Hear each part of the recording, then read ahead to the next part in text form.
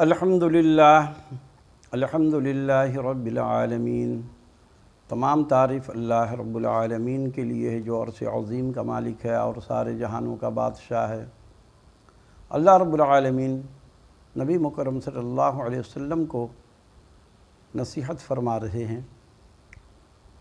اللہ کا اعلان ہے، خُذِ الْعَفْوَ وَأْمُرْ بِالْمَعْرُوفِ وَأَعْرِضْ عَنِ الْجَاهِلِينَ کہ اے میرے پیارے نبی محمد الرسول اللہ صلی اللہ علیہ وسلم،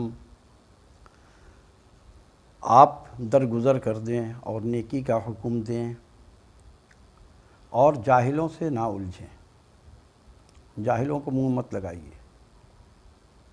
آج ہمارا معاشرہ اسی طرح جہالت میں ڈوب گیا ہے۔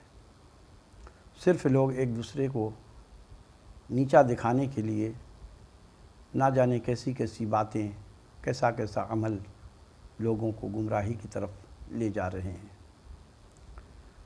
جیسے کہ آپ کو معلوم ہے کہ حضرت عیسیٰ علیہ السلام کا اپنا ایک معجزہ اللہ نے عطا کیا تھا، اور جتنے انبیاء علیہ السلام کو اللہ نے معجزہ عطا کیا، جب بھی مدد کی ضرورت ہوتی انبیاء علیہ السلام کو تو وہ سجدے میں چلے جاتے تھے اور اللہ سے اپنی حاجت مانگتے تھے۔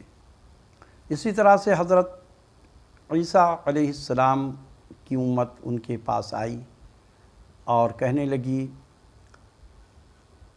کہ اے نبی، آپ پر ہم ایمان لائیں گے مگر ہماری یہ شرط ہے کہ یہ پرانا قبرستان ہے، اس میں سے ایک مردہ آپ زندہ کر دیجئے اور وہ کلمہ پڑھتا ہوا اٹھے اور گواہی دے دے۔ اگر وہ گواہی دے دے گا تو ہم آپ پر سب کے سب ایمان لے آئیں گے۔ حضرت عیسیٰ علیہ السلام سجدے میں گئے اور اللہ سے کہا کہ یا اللہ، انہوں نے تو چیلنج دے دیا ہے مجھے، اب میرے بس میں تو کچھ بھی نہیں ہے، تو میری مدد فرما۔ اللہ نے حضرت عیسیٰ علیہ السلام پر وحی آئی کہ آپ اشارہ کر کے کہیے قم بِإِذْنِ اللہ، اٹھو اللہ کے حکم سے۔ جیسے ہی انہوں نے کہا، ایک میت زندہ ہو کر کے کھڑا ہوا اور سلام کیا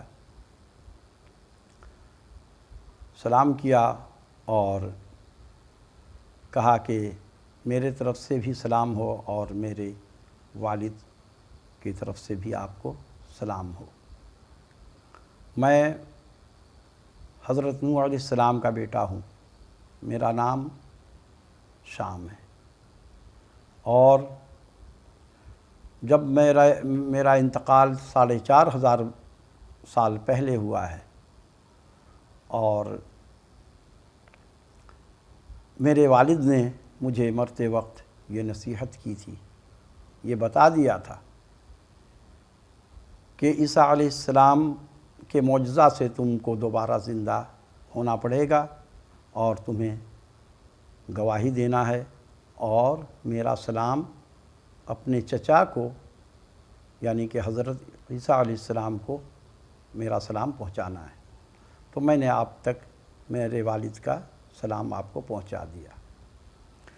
نبی ایک دوسرے کے بھائی ہوتے ہیں، اس رشتے کے مطابق حضرت نوح علیہ السلام کا جو بیٹا، بعض روایت میں ہے کہ وہ بھی نبی تھے، اور اگر نبی نہیں تھے، ضعیف روایت ہے، تو نوح علیہ السلام کے صاحبزادے ہیں، تو انہوں نے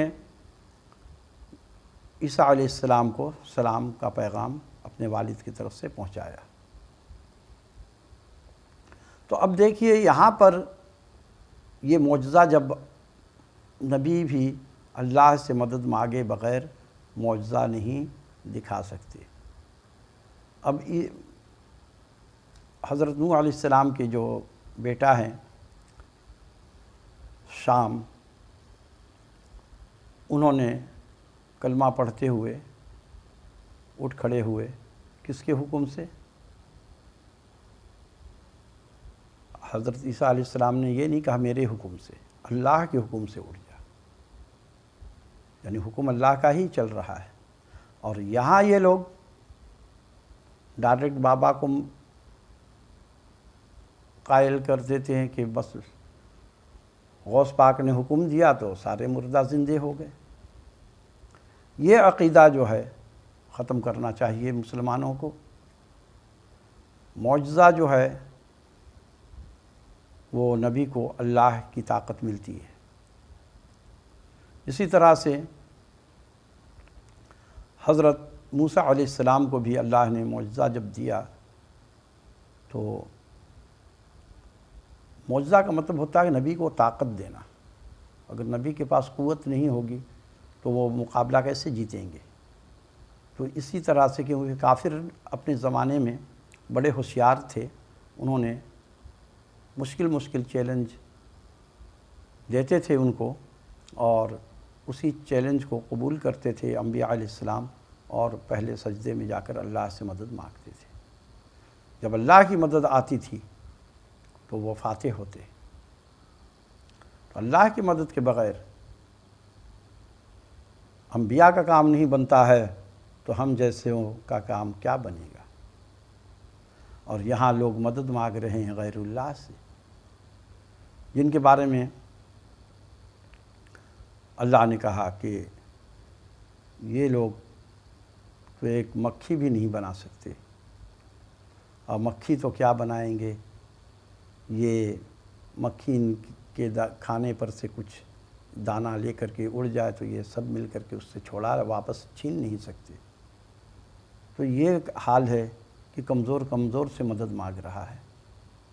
اللہ نے کہا یہ تو اتنے کمزور ہیں کہ ایک مکھی نہیں بنا سکتے، اور پھر ان سے لوگ نہ جانے کیسی باتیں لے کر کے جاتے ہیں درگاہ پر اور مرادیں مانگتے ہیں۔ اور پھر جب ان سے کہا جاتا ہے تو یہ لوگ کہتے ہیں کہ اولیاء کی گستاخی ہو رہی ہے۔ گستاخی کرنے کے لیے آپ مجبور کر دیتے ہیں، گستاخی تو کوئی بھی نہیں کرتا، لیکن یہ لوگ بات ایسی کرتے ہیں تو اب مثال دینے کے لیے وہ بات کو زبان پر لانا پڑ جاتا ہے لوگوں کو۔ تو آپ لوگوں سے میں یہ عرض کر رہا ہوں کہ دیکھیے ایک اللہ کے علاوہ کسی سے مدد مانگنے کی ضرورت نہیں ہے۔ اور یہ کتنی بڑی منافقت ہے کہ جو لوگ اقرار کرتے ہیں نماز میں کہ اے اللہ میں تجھ سے ہی مدد مانگتا ہوں اور تیری ہی عبادت کرتا ہوں۔ اور اب دیکھیے مزے کی بات کیا ہے، انہوں نے قرآن مجید کے ترجمہ کو بھی گھما پھرا کر کے اپنے ولیوں پہ ثابت کر دیتے ہیں کہ اہدنا الصراط المستقیم صراط الذین انعمت علیہم غیر المغضوب علیہم ولا الضالین۔ اب یہ جو ہم دعا کر رہے ہیں کہ اللہ ہمیں دکھلا ہم کو راہ ان لوگوں کی، دکھلا ہمیں راہ ان لوگوں کی جس پر نہ تیرا غصہ ہوا اور نہ وہ لوگ گمراہ ہوئے۔ تو یعنی کہ ہم یہ کہہ رہے ہیں کہ اللہ ہمیں انبیاء علیہ السلام کے طریقے پہ چلنے کی توفیق دے، کیونکہ تو ان سے ناراض نہیں ہوا اور نہ وہ لوگ گمراہ ہوئے۔ کوئی بھی انبیاء علیہ السلام گمراہ نہیں ہوئے، لیکن ولی میں اور انبیاء میں فرق ہے۔ ولی میں آج دیکھ لیجئے کتنے گمراہ ہیں، لوگ ان کے اوپر جان نچھاور کرتے ہیں، لیکن وہ لوگ چندہ لے کر کے کھا رہے ہوتے ہیں۔